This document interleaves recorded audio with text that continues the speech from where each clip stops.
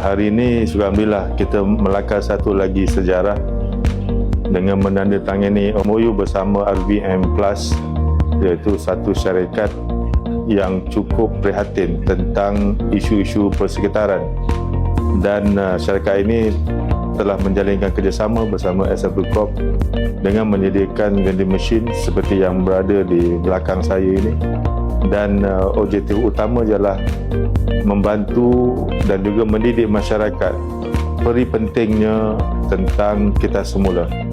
Dan pakej yang disediakan adalah cukup menarik, dan ini sebenarnya selari dengan hasrat kerajaan Madani bagi mengurangkan kos sara hidup.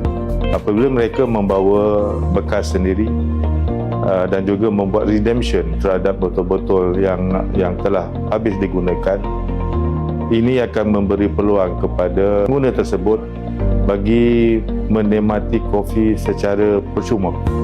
Dan ini sebenarnya sudah tentu jika diperluaskan di kawasan-kawasan yang lain, kawasan-kawasan tumpuan awam yang lain, akan mendapat perhatian dan juga akan mendapat sambutan yang menggalakkan daripada masyarakat secara keseluruhan.